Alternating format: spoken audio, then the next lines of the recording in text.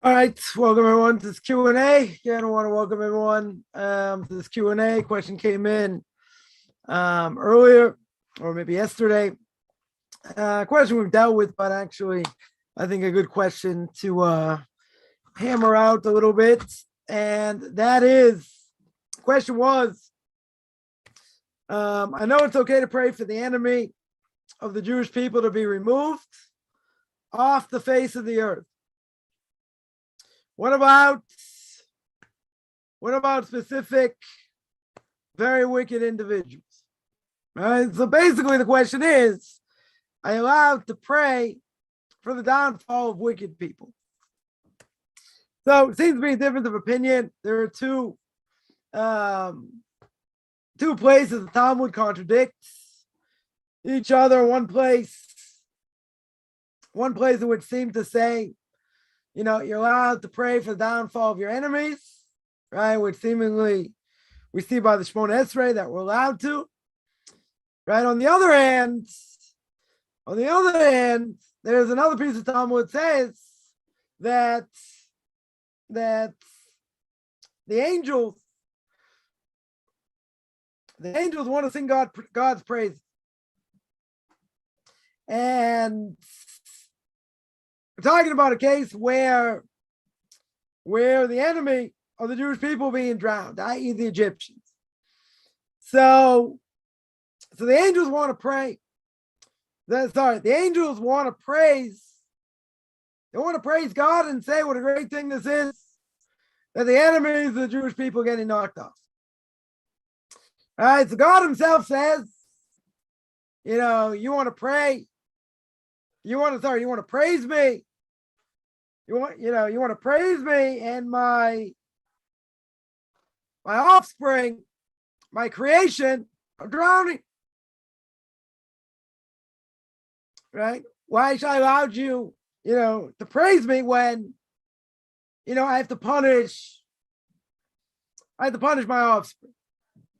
I have to punish my creation. Right? I have to punish my creation. Now, we could say, I don't understand. First of all, they deserve to be punished.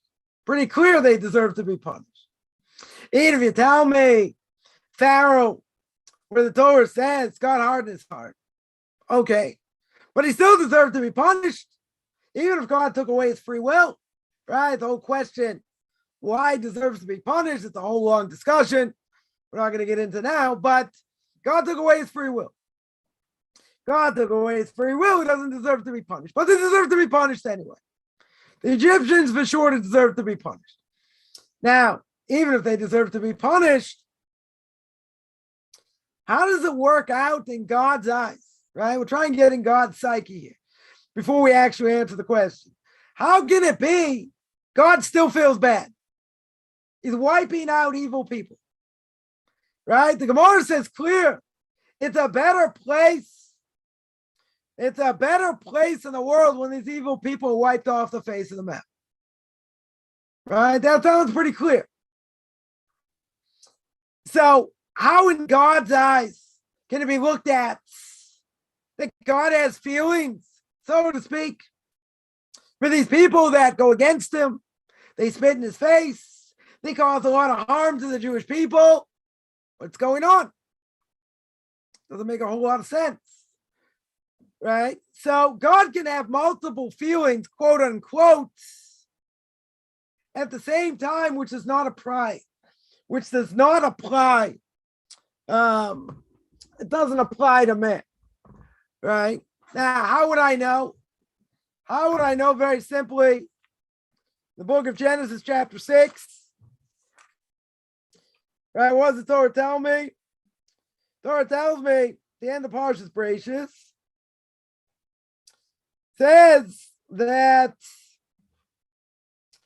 chapter 6, verse 5, Hashem saw the wickedness of man was great upon the earth, and every product of the thoughts of his heart was but evil always. So he has regrets. It says verse 6. And Hashem reconsidered having made man on earth. He had heartfelt sadness. What does that sound like? Regret. Now, if God knows past, present, and future, God doesn't have regret. There's no remorse. If there's no regret, there's no remorse. What's going on? The Rashi, there on the spot, says, brings down a medrash, right? It brings down a medrash and says that one of the Roman generals asked one of the rabbis exactly this question. See, they're much more religious way back when.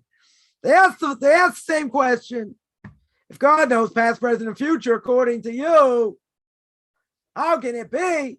Seems like over here, God has remorse. God doesn't have remorse.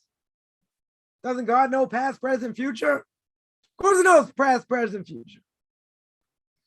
The rabbi asked this Roman general, and he says, have you ever had a child? The Roman general said, sure. He said, what'd you do when the child was born? He said, I handed out cigars, made a big party. That was the whole thing. So the rabbi asked him, okay, but don't you know, at some point in history, some point in the future, that child's going to grow up and eventually that child's going to die. Child's going to die. Right? So the Roman general answered, there's a time to be happy, to be joyful. And so when the baby's born, we'll be happy, etc.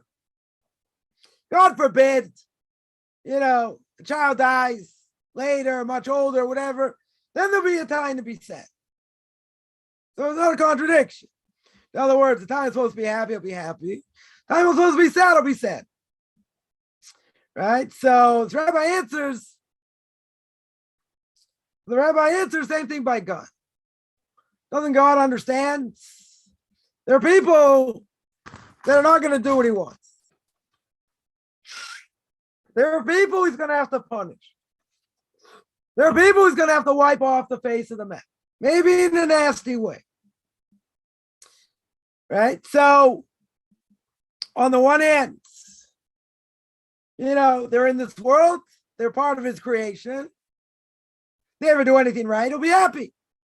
They do anything wrong, there could be severe payback. Right? So there's no contradiction. There's no contradiction. Because even though God knows the hearts of man are really evil, right? We have an evil inclination, works against us many ways. When we do the right thing, God is happy. We get elevated spiritually. When we do the wrong thing, there's payback. Right? Doesn't mean God doesn't know past, present, and future. Obviously, there are certain things he doesn't want us to do. He wants to go in the right path. Right? Anyone, grew up, many years ago, before PowerPoint presentations, and there were film strips, right? What was the film strip? Right? You had this mechanism where you had film, you had each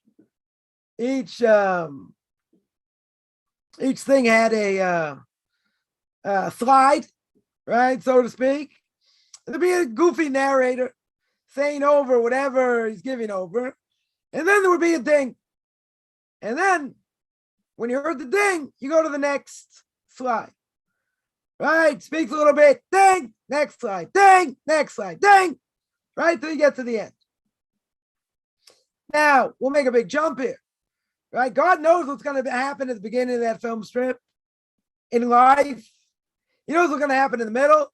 He knows what's going to happen in the end. He knows what direction we're going to go. Right? He knows all that. Now, does that mean we don't have free will? Doesn't mean that. 100% we have free will. And no question we have free will. Right? We make our own decisions. No one's putting a gun to our head either way. Right? But at the same time, we make the right decision. God can be happy. we make the wrong decision, God can be upset. God can punish. Well, doesn't God know that a lot of man's actions are going to be bad? Of course he knows. Doesn't he need to tell him that? Of course he knows. And if he knows, guess what? He'll react however he's going to react. It's not a contradiction. Not a contradiction, right? That I would say a simple explanation, for that. So now back to the original question. Now, if we pray, God should wipe out the enemies of the Jewish people, we're allowed to pray for them. We're allowed to pray that God should watch over us. No question. Question is, what about evil individuals? I'll make it even more graphic. What about somebody we consider evil? Let's say they are. Let's say we won't disagree. They're 100% evil, right? Doesn't matter. They know things. They don't know things. They're evil. They go against God. They rebel against God. If they rebel against God, and they cause me damage, why should I pray for them? For their downfall. They cause me damage. Cause me anguish. So the Gemara says like this, that when you want to call someone out in the middle of prayer, you want to call someone out in the blessing of the Shemona Esrei, of the silent meditation, you want to call someone out in the blessing of God doing judgments. So what do? You have a general intention. God should do judgment with the world, right? To do judgment, whatever he needs to do. And then you have specific intention for certain people. They've caused you damage, all kinds of things. Now again, let's say 100% that this is what they did, right? They caused you damage, serious damage, mental anguish, whatever. So what do you pray for? You pray that God should take them out of this world. That's what you pray for. You pray that they should be wiped out. Now again, evil, we can define evil a number of different ways. Hitler, yeah, extremely evil. Yamach Shemoy v'zichur. Right? May his name be blotted out. You have other people that do things, okay. They're also genocidal maniacs. True. There are other people that do things, they do things. They don't know any better. Grew up as a potato farmer in Idaho. They may be narcissists, they may be all kinds of things. Right? But we happen to be the end result of what they do. Could be. Right? Could very well be.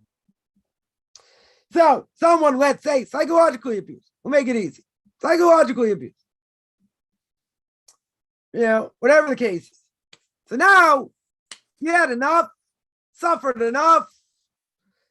You want to pray that God takes care of them. What does the Gemara tell me? Gemara tells me, oh, you want God to take care of this person. So what does God do? God opens your file. God opens up your file. He's going to see if you have any merits to deserve this person gets punished. Now ask the $1,147,995 question. And that is what's God going to say? Right? What's the Gemara tell me? God's going to say, let's look at your file first. Let's look and see if you're squeaky clean. And then if you're squeaky clean, we'll deal with this other person. So someone's going to ask me that $1,995,000 question. Why is he looking at me? We all agree. This person caused mental anguish. Right? Caused physical punishment, whatever. Stole money, could have done any number of things. Now we want the person to be taken care of. Not necessarily in a nasty way. God, you wipe them out. What does that have to do with me? The Gemara says God's going to open up your file first. Why? What did I do wrong? I want God to take care of business. This person, that person, I want them taken care of. I want them taken care of. What's the problem? Not asking, he should die a horrific death. I want them taken care of. We want them to pay the price. We don't cease paying the price in this world. That's the problem. That's the main problem. We don't cease paying the price. That we don't see. So what are we telling God? We're telling God you're not doing your job. Because we don't see it.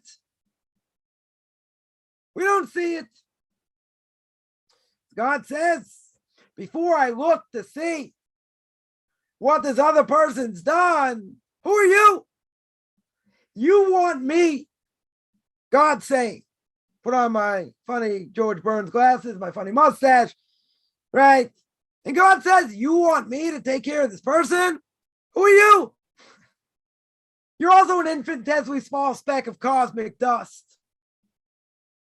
Why should I do you a favor? So God opens up your file. And God says, okay, let's see where it's been. Let's see where it's been the last few days, the last week, the last month. Let's see. Do they really deserve to take this?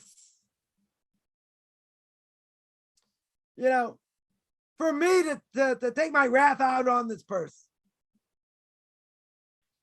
So what's really going on is the fact that we mentioned before. What is God saying over here? God's saying over here, you want me to take care of this person. You want me to wipe them out. Here the person's talking about very wicked individuals. Someone who's been bullied. Let's say someone was bullied.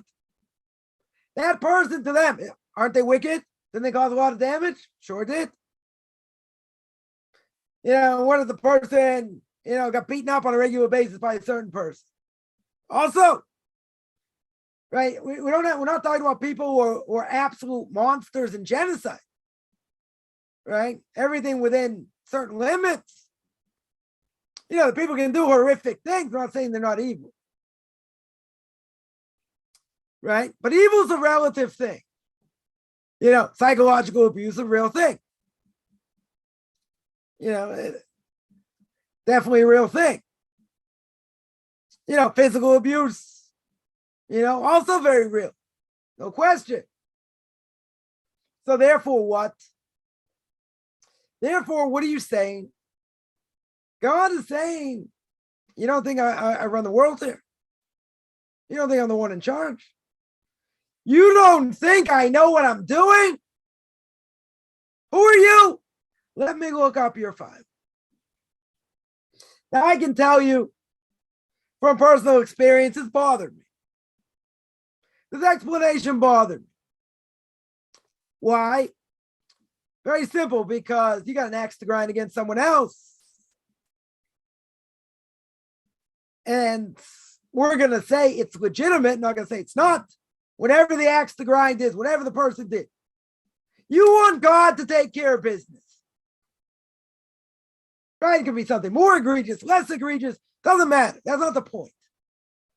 The point is, you feel wronged. And this person seemed to get away with it. So you want God to take care of business.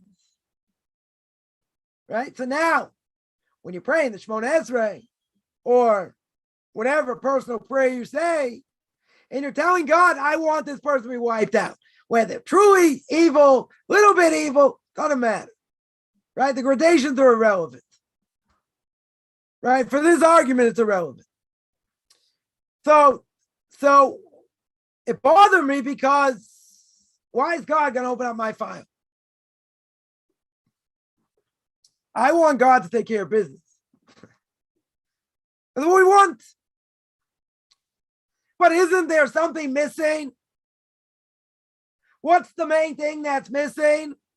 It's called emunah. Right? Faith in God and how God runs the world. So if we had proper emunah, and again, I'm not saying anyone deserves X, Y, or Z. Things happen because they happen. It could be because we did something to deserve it. It could be what our soul has to go through. We don't know. A lot of times, many times, most times, we don't understand the measure for measure. We don't. The question of how we deal with it. But again, that's not really the topic. The point is, it is part of it because we're saying that it's not fair. It's not fair. I have to go through this, that, and the other thing. So we're always fond of saying, and it's not popular to say, but we don't care what's popular or not. The question is life really what's supposed to be fair or not? See, and this is where people make mistakes. The good guy finishes last. Maybe. Maybe he gets trampled on. Maybe. But what's really going on? Are you really looking at the world with the proper eyes? And I would guarantee, as the Talmud tells us, one of the rabbis went up to heaven, and then when he came back to his body, they asked him, what did you see? And he said, I saw an upside down world. I saw people in this world, rich, powerful, this, that. They weren't doing so well up there. And the people seem to have all the problems. They're doing great up there. So it's an upside down world. Now, based on that, I would say something very simple. I would say if God would open our eyes for a split second, I'll give it a little bit longer. Let's say half a minute. Half a minute, God would open our eyes and show us things, what's really going on in this world. I think the power of it would kill us. We have no idea. We have no idea what we see. We don't understand why things happen. Right? Many different things. If God would open our eyes and show us all the microbes trying to enter our bodies and what he does to stave them off and all these other things, we'll probably be grossed out also. Right? We won't go into that. But with all that, even with all that, we don't understand anything that we see. Right? I'll give one example. I mentioned this example before, but I'll give one example. Well, it's really two examples, but it's one of the same. It's the same part of the story. 3-year-old girl falls into a manhole. And dies. Someone runs after seeing the girl go in this manhole, because it was a pretty deep manhole. Guy jumps in, try and save the girl. Now you're going to say, good Samaritan, trying to save this girl's life. No question. What happened? What was in the manhole? Manhole was toxic gas. The person, I'm not even sure the person's still alive. I think they are. I'm not 100% sure. But what happened to the person? He's in a coma. He's been in a coma ever since. Ever since he jumped into the manhole. Now everyone's going to say, I don't understand. That's the merit. That makes sense. He's trying to save the girl's life. Right? Split second reaction, jumps in. And then they pull him out. Unconscious. He never wake up again. If he's still alive. And if he does, probably be a vegetable. Be miraculous. Right? If it came out normal. But that's the obvious question. So why is that fair? That's not for me to answer. I could ask one very simple question. Even though Good Samaritan tried to save the person's life, who told him to jump in? Nobody told him to jump in. He didn't know what he was jumping into. And someone, a football player 20 years ago, jumps in to save a person's life, sees people drowning. And he himself ended up drowning, but he didn't really know how to swim. How can you put yourself in danger? You don't know how to swim. You don't jump in to save someone's life. Took junior life saving in when I was in camp, there was a teenager. You have to know how to deal with someone who's drowning. You know how to deal with someone who's drowning. They'll drown you first if you don't know what you're doing. Everyone thinks, oh, good Samaritan. How's the Torah look at it? What's God going to say? Guy gets upstairs, after drowning. Says, God, why didn't you save me? God says, didn't you know Coffman's 617th commandment? Sorry, 615th commandment. Maybe I'll add a couple. 615th commandment, don't be a moron. I didn't tell you to jump in. Yeah, but the person was drowning. And he probably had no merit to be saved. But who said he should have jumped in? Why should he have jumped in? You'll say it's adrenaline. No one else was around. But you don't know how to swim. You got to use your mind a little bit also. The child fell in a manhole. You don't know what you're getting yourself into. Understand it's a tragic thing. But if this person would have known there was absolute nerve gas, he jumped in, he's a fool. He's an absolute fool for jumping in. If he doesn't know what it is, let's say it's a doubt, whether it's a danger, that's a different issue. That's a different issue. If you don't know. Right, but for goodness sakes, who gives you the right to put your life in danger? You're not allowed to put your life in danger if it's a clear-cut danger. Could be this football player jumps in if he had merit. If he had some sort of merit, God would have saved him. But obviously he didn't. He didn't have anything protecting him. So he drowned. Now, you look this up, on the net, they'll say, what a great guy, great Samaritan. He had the right intention, to a certain extent. But how can you justify jumping in, saving someone's life you don't know how to swim? It's foolish. It's taking the cart before the horse. You're not thinking over here. Got to think in life. So I can understand the pain a person goes through. I can understand they want God to do justice. But see, when we want God to do justice, someone who caused us pain, we don't understand the bigger picture. And I'm not saying it's an easy thing. People that have been abused, whether physically, whether mentally, and you say, I want this person decapitated for what they've done. I get it. I'm not saying it's not anger. Plenty of anger, whether it's physical, whether it's emotional, plenty of anger. At the same time, we're all given a certain deck of cards. A lot of things we're not in control at all. Mission Perkei Avos, it says in ethics for our fathers, born against our will, die against our will. In parentheses, we still have to live. My language. Do we have a choice who our parents are? No. Siblings? No. Socioeconomic situation? No. I'm not in control. Totally not in control. So you can say, if I'm not in control, okay, I have to protect myself to the best, to the best of my ability. But there are things that for whatever reason we have to go through. Not that we fully understand, many things we won't understand. Okay. But at the end of the day, we're missing the bigger picture. And I hear this all the time from people who don't believe really in anything.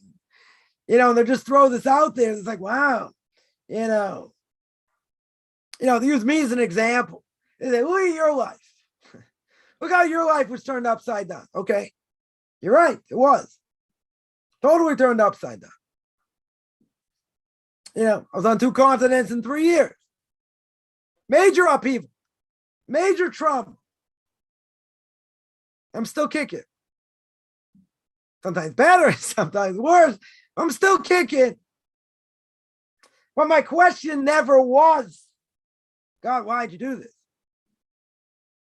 Because if a person says all the mitzvahs I've done not worth anything because of what I went through, you lose everything. Rambam states that clear. Laws of repentance. So you say, but we still suffered. You're right. I'm not saying the suffering went away, per se. But we're not privy to the details. So when we're not privy to the details, what does that mean? It means we're missing chunks of information.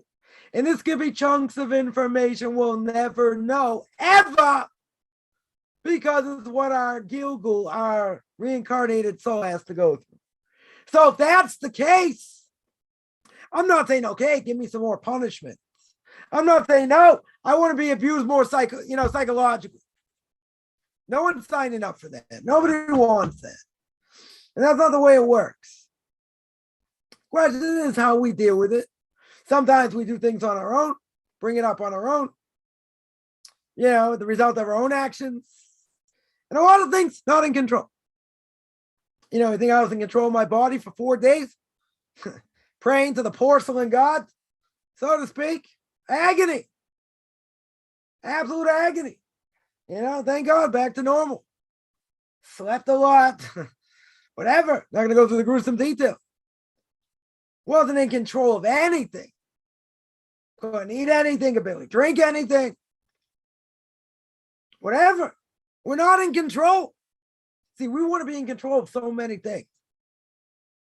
One little thing throws us off. Right? You talk about sickness, one microbe. That's all it is. Maybe a few more. Probably some nasty stomach virus going around. Right? My neighborhood, other places. Okay. So you do your best to protect yourself, whatever. Did I think in a million years it's going to happen? Never. I had an inkling. Definitely had an inkling something was going on. Until it finally, the whole thing came out. But not in control. We're not in control of our body. Right? If I would eat a full course meal, I have steak, now thank God I have an appetite bang, steak, potatoes, string beans, have some bread, a nice piece of cake for dessert, wash it down with juice or whatever. And I can say, okay, how long is it going to take before it goes out of my system? So that I can pinpoint it to the second. Never happened. You know why it'll never happen? Because you don't know how your body's going to react. You have no idea. You can say, if I drink, half a liter, of a quarter of a gallon of juice or whatever, it's going to go through my system straight away. No, it won't. Not going to go straight out. It's going to take time. It could take 10 minutes. It could take 20 minutes. It could take 5 minutes. Who knows? Depends what's in your system, how much drank before, a lot of different things. Right? Bottom line, without to get convoluted over here, bottom line, am I in control of just about anything in this world? Not at all.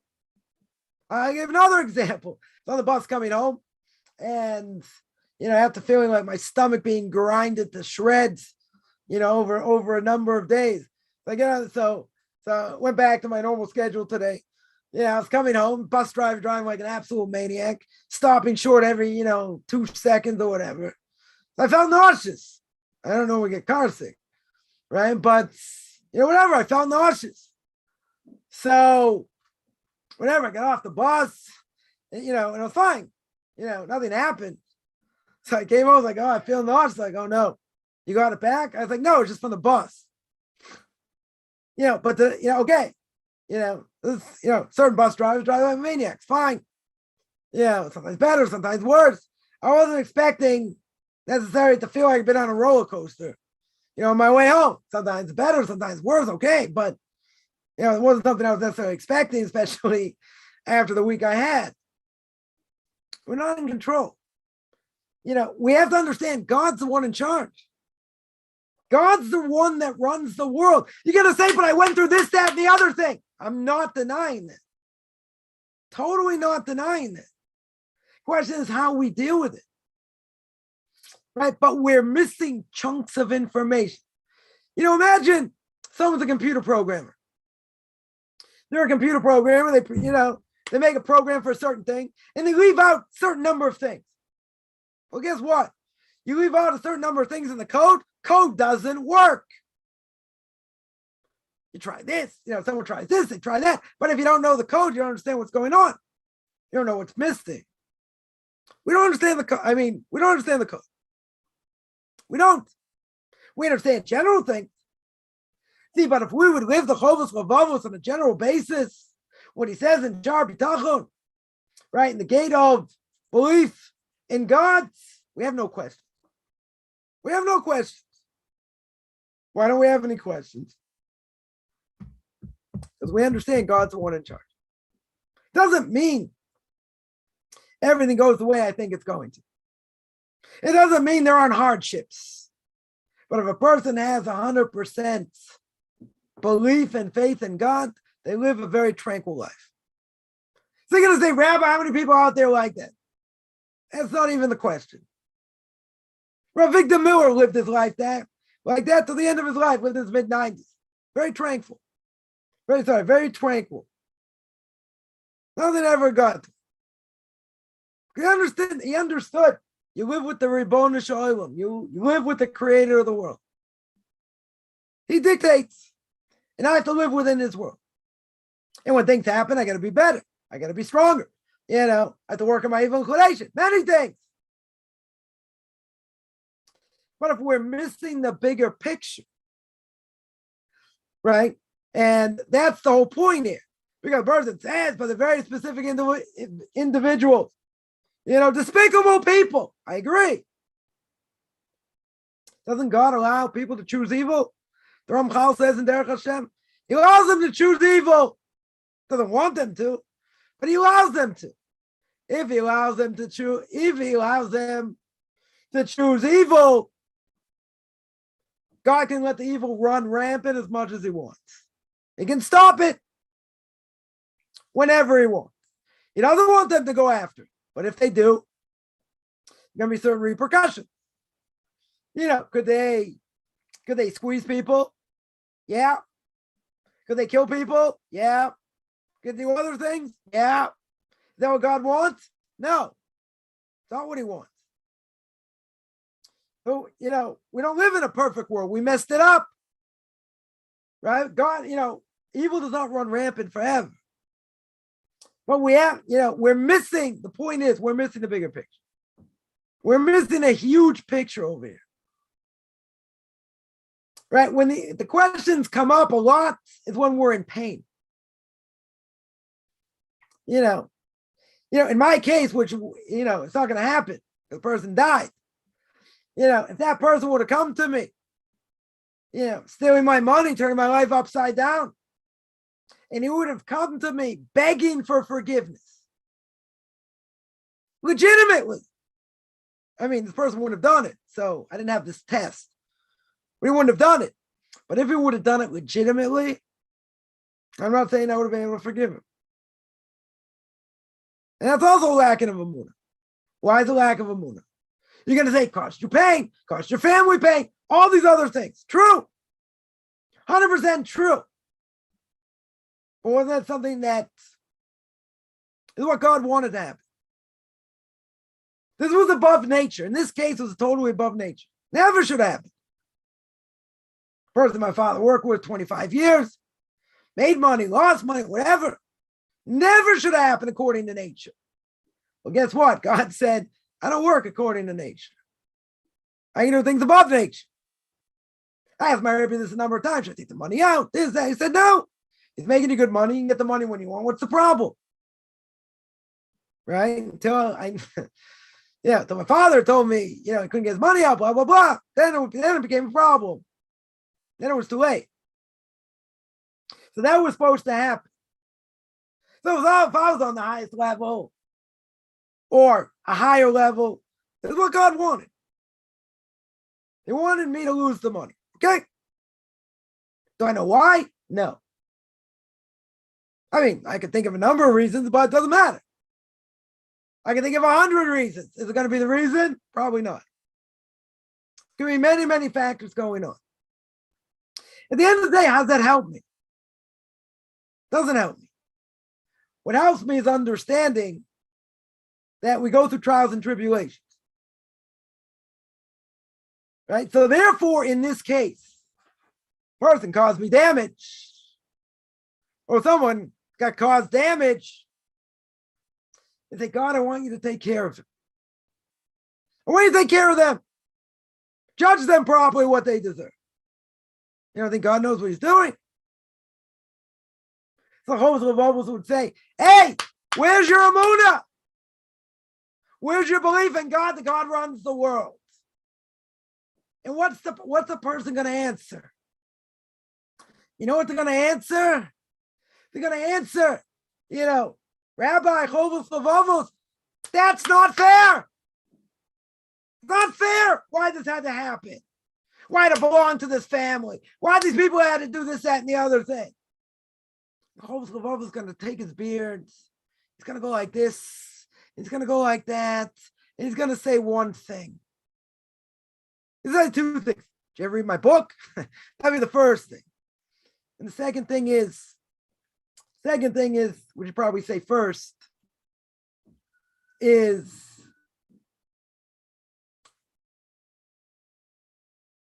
do you believe I run the world?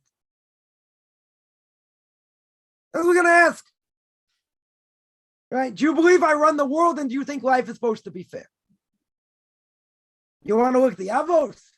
Avram, Yitzhak, Yaakov, right? The Imahos, Rivka, Rachel, Sarah, all the problems they had.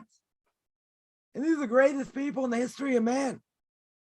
Did their life go easy like they planned? Not at all. No, just learning something earlier today. The fact that God changed Abraham and Sarah's nature to have a child, right? Different reasons. They were not privy. They never should have had kids, ever. Not possible. Not possible. How they were created. Impossibility. But God changed it, right? And Yitzhak became the spiritual heir. Yitzhak have it easy? Didn't have it easy. Yaakov had it easy? Didn't have it easy. You're going to say, come on, they were the founders of the Jewish people. You're right. But they put into motion, we say, Mais Avos Siman Labanim. Actions of our forefathers are assigned to the children. The fact they went through all that allows us to go through trials and tribulations. I can't even tell you. I've heard a number of times people said, you are Abraham yourself. I said, what, are you kidding? You're going to compare me to Abraham? Come on. A little bit of a jump. What Abraham went through, being thrown in a fiery furnace, gives us the ability to fight against the evil inclination and to go through trials and tribulations. Because without that, we wouldn't be able to do it, because we are the marshmallow generation. Very hard to stand up against anything. Very hard. Right? So, essentially, and again, this question bothered me. But what comes out of it is that you want to pray for someone to get damaged, right? So to speak. Here, the question was specific wicked individuals. Yeah, you want God to thwart their plans. Heretical sex, right? You want God, to take care of them. Evil people against the Jewish people, you're right. I'll make it a little more difficult. What about people who may not be, inherently evil? There's bad people. They do bad things. They don't care. What I say, they're inherently evil? No. Say they're misguided? Come up with another number of things they probably are. It's very easy to be a parent these days. Right? Biology 101, 101A, B, we'll keep this clean. educating children in this generation is a very hard thing. Not an easy thing. But again, I would say people become parents. How many of them, secular Jewish, secular non-Jewish, how many people take any parenting courses at all? I'm talking about from respected people who know what they're doing. But I don't even have to go there. How many people take parenting courses? Nobody. I was growing up, never heard such a thing. People would talk to each other. What do you do about this, about that? The kid did this, teenager, blah, blah, blah. Right? So yeah, you can say, well, didn't people listen to Dr. Spock? Right? All that, maybe. Right? The vast majority. Listen to parenting classes, read a book about parenting. Hard to imagine. Very hard to imagine. So, is it any wonder they have no idea what they're doing and how they educate their kids? That's not an excuse, by the way. Just because they don't know what they're doing doesn't make it right. And I would venture to say, and I'll go on record because we are recording this, I would venture to say there are people out there should never, ever be parents. Ever! Because all they're going to do is mess up their kids. That's what they're going to do.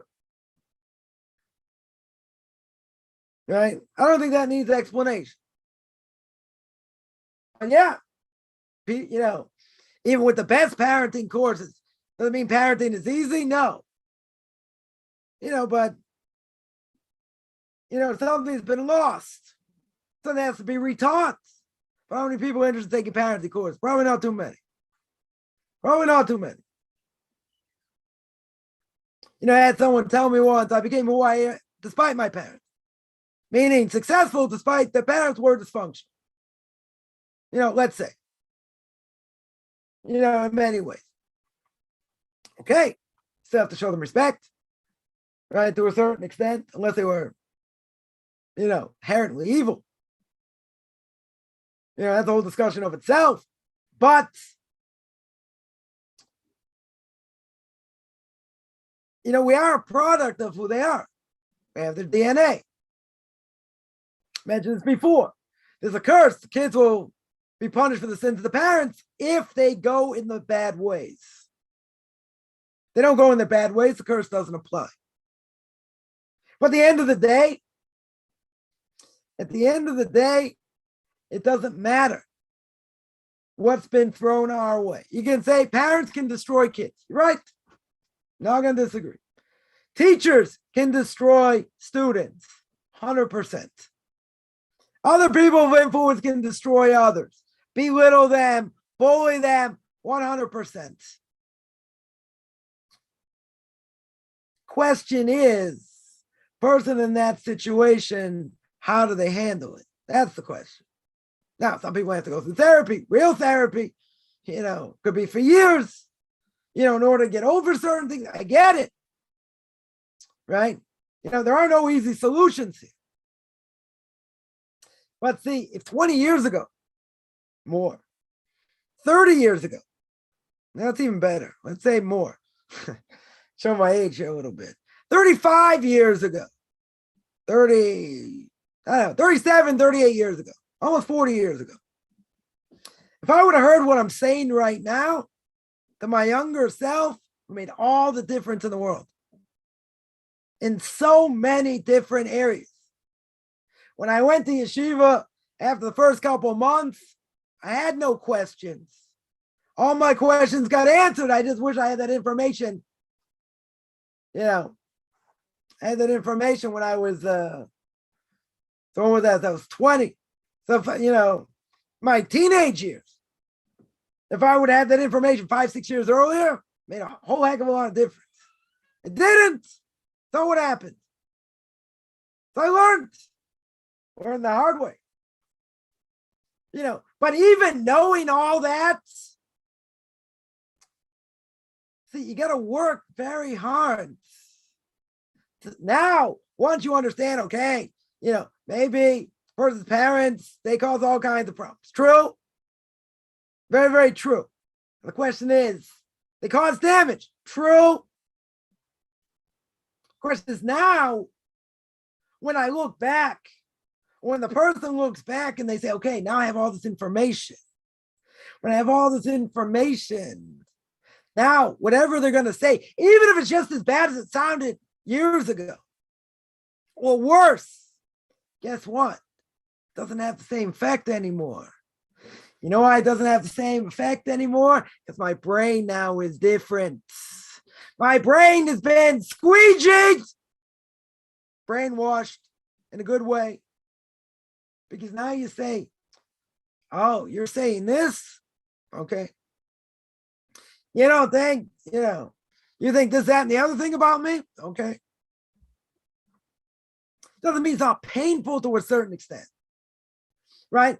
But the greatest advice I ever got, not the easiest to put into action, but the greatest advice that I ever got is these people are 100% insane. They're insane. What they say, how they act, they are insane. So am I going to take something that someone who's insane, I'm going to take what they say seriously? You're going to say that's not that easy to put in practice. I didn't say it was, but I said that changed my whole mentality. Because then, person's going to say, is saying, oh, you're ruining your kids. Oh, you're doing this. Oh, you're closed-minded. Oh, and then, get all revved up and say this and say, what am I getting revved up for? These people are insane. You picture them in a straitjacket. If they were mentally challenged and they start throwing things at you and screaming at you, I'm going to take what they say seriously. You're a lunatic. Why am I going to take what a lunatic says seriously? So someone will say, because the damage has been done. Well, part of that damage can be undone. It can be undone by saying, you know what, they're wrong. They're just wrong in a huge way. In a major, major way. So when I look at it that way, makes me feel pretty good about myself. Because, okay, you know what they're saying. You know what's behind what they're saying. But they're a lunatic. They're a lunatic. So, okay, I think you're a fanatic. Okay, I'm a fanatic. No, what do you mean? Gotta prove this, gotta prove no. Okay, I'm a fanatic. So what? I'm a fanatic. Prove me wrong. I don't have to prove you wrong. Whatever. We can choose how things go. We can choose how they affect us or not. You're too sensitive. Certain things bother you. You're right. So don't let it bother you anymore. Someone says something, it's got a 25 IQ. I'm not going to take what they say seriously. It might annoy me. But you know what? Over time, it's not going to annoy me that much. Because I know they don't have half a brain. And their brain is fried either way. So if that's the case, I'm going to get excited for what? That helped me a lot over the years. Tremendously. It didn't mean certain things weren't still painful to it, whatever. Right? But if we would live that mentality and understand, okay, they don't know any better. It's not their fault. It's not their fault. How would they know any better? But you say it's painful. True. Right? But if we understand the bigger picture, it's not everything. I'm just saying for myself, understanding the bigger picture in hindsight, major, major difference. Major difference. If I handle things, if I swallow things and not say anything back, that's the hardest part. You live and you learn. But see, this is something that had a major effect on my life. Now, does that mean, that cleared everything up? Didn't clear everything up. Gave me a whole different perspective. Now, certain things to be said, it's nothing. It's less than nothing. Like someone, spits out a cigarette and squishes it. smushes it in my language. That's what it is. Oh, you said that, Bink. Gonna get excited? So you have to know when to say things, when not to say things. So I've learned over the years the hard way and the easy way. I'll make statements when I absolutely have to. If I don't have to, I mentioned before, someone said, asked someone, their kid's not Jewish technically. So, well, who did the wedding? Said, oh, they had somebody, I don't know, became some sort of minister online, whatever the case is. They said, you know what? At the wedding, they didn't even mention God. Like trying to get under my skin. I said, okay. Like, I don't hold they're Jewish. So they don't have to go through a ceremony. I didn't explain this. They don't have to go through a ceremony. They can live together. It doesn't matter. Right? It's no hides. It's irrelevant. So what? You're going to get under my skin? Oh, they don't believe in God. Okay.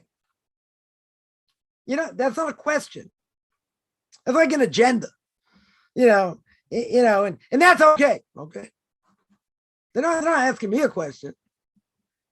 They're not expecting me to say that's okay. And I agree.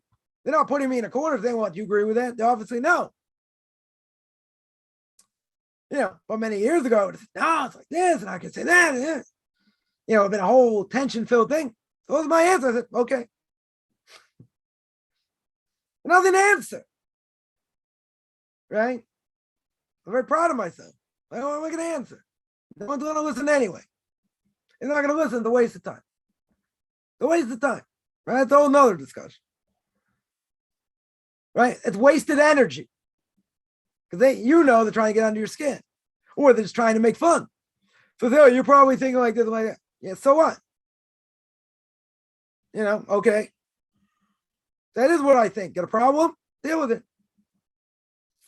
Right? I just learned to be very blunt. You don't like it? Don't ask. Yeah. Or I'd say, want to hear my opinion on it? No. Okay. Yeah, they don't want to hear.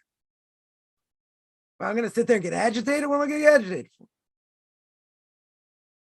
I like speaking to a rock. I like speaking to a brick. I got better things to do with my time. Watch the hair I don't have my head grow. Plenty of things. So the question is now how you deal with it. How you may deflect things. How you may look at things. Someone tells me, all kinds of things. Tell them a little bit what I'm doing. They're not, they can't relate to it. They're not really so interested. And they have what to say about what they're doing. Okay, so I sit there and listen. Am I going to get aggravated? They don't, they could care less what I'm doing in my life. They don't show any appreciation. What am I going to get aggravated about? It's never going to happen. Right? 10 lifetimes. It's probably never going to happen. Okay? So isn't that sad? You can't share that, your whole life with it, right? Sometimes they make fun of things, right? So what do you do? Nothing. What are you going to do? Some things you don't have a choice. Are you going to get agitated by it? That's the reality. Is it painful? I'm not going to say it's not painful to a certain extent. It's their loss. It's their loss. So they make the bed they lie in. We can't have unexpected expectations. We can't think, oh, we want to show them this, we want this. They may never be interested, ever. Okay? And they make fun. And they'll say, I'm keeping kosher, you don't even do this, you're that. You're just this, you're just that. Okay, let them say what they want. I'm not saying you have to have necessary connection with that. Right? Okay. Now I can tell you, I know a friend of mine that, didn't have a relationship with, a certain member of his family for a while. Came, met his kids, etc. Whole world opened up. Whole world. Person never saw. Overwhelmed by emotion. Person can still make fun and still say this and still say that. They know what you have and what they don't have. Right? So let people talk. It's hard to hear, but we have to move on in life. That's the bottom line. Somebody asks, Don't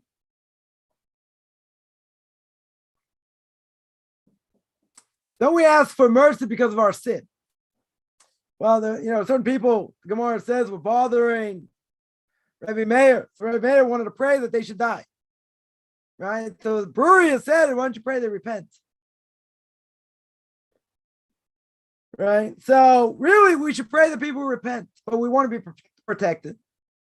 We want God to protect us, and protect the Jewish people. Right? But the point, I was making, is the fact that, someone says, don't we ask mercy because of our sin? It's true, but why does God open up our file? That was my question. The Gemara says God's going to open up our file first because we want God to take care of business. Why is he opening my file? Why is he worrying about if I sinned or not? This person, whoever, caused damage.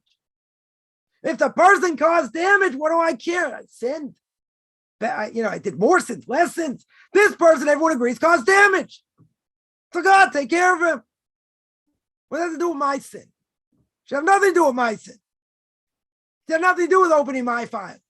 We only want our file opened on Rosh Hashanah when it's obligated to be opened. That's it. We don't open it any other time. But because I sinned and did other things, God has to look at me first before he's going to judge someone else. Right? We're making it very simple.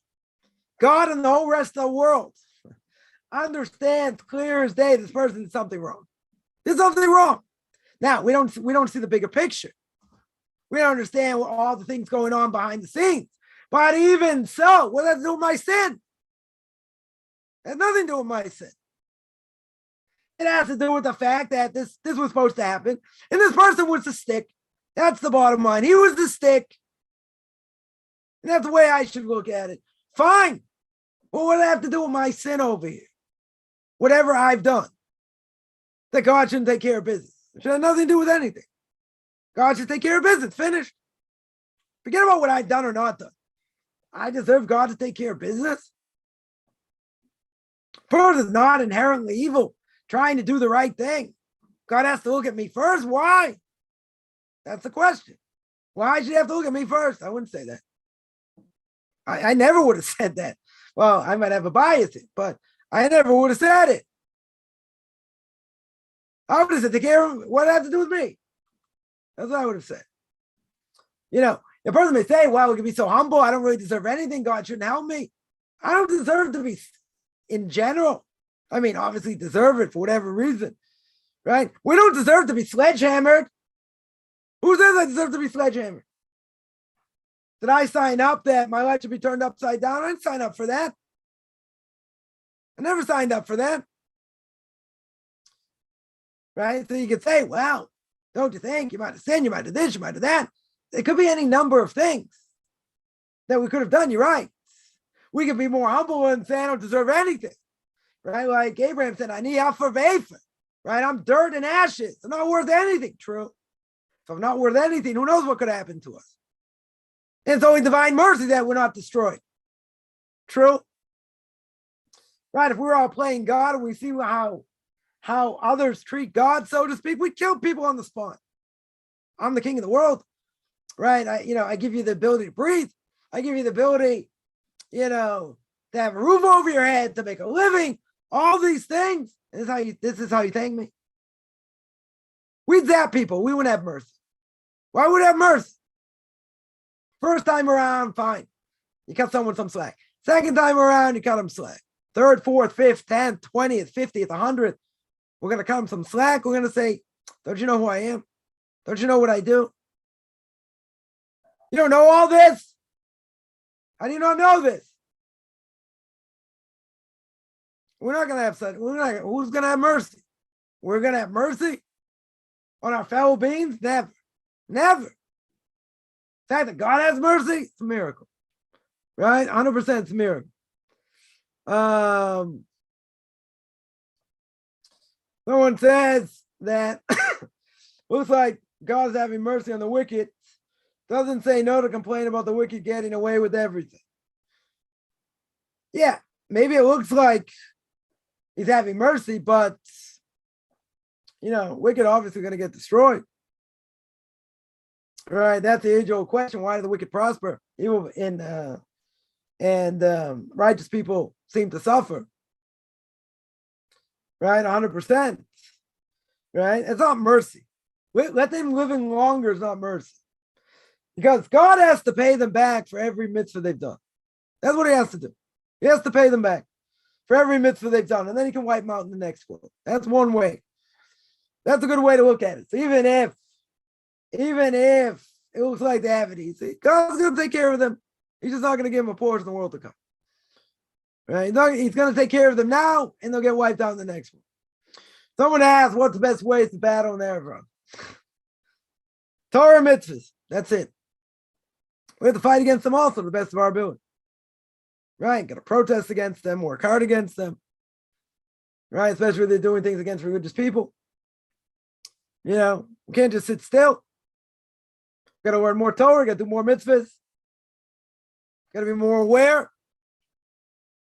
Got to be better. Right? That's how you fight them. In general.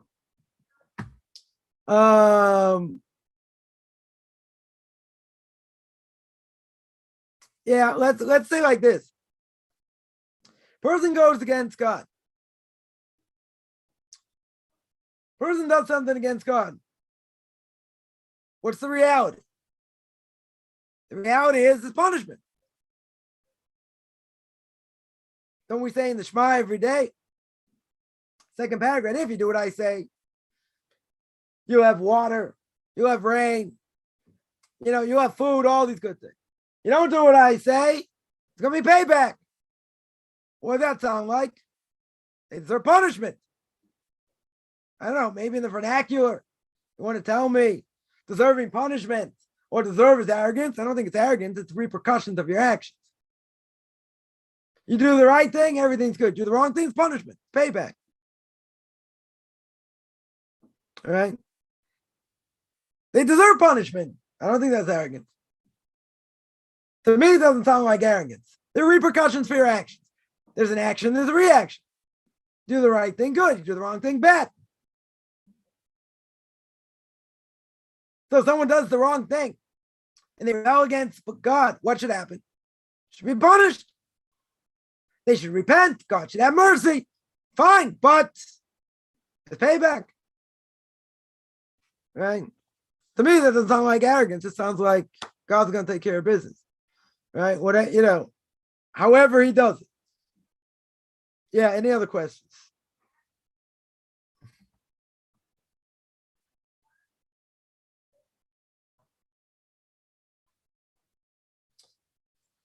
All right, I'm going to stop there. Anyone has any questions? I do this every Tuesday and Thursday, 10 o'clock Eastern time, 5 o'clock Israel time. You can find me on Facebook, Beyond Orthodox Conversion Judaism, or at Michael Chaim Coffman, or you can send me an email, rabbichaimcoffman@gmail.com, RBBICHAIMCOFFMAN@gmail.com, whichever good beginning of the day, middle of the day,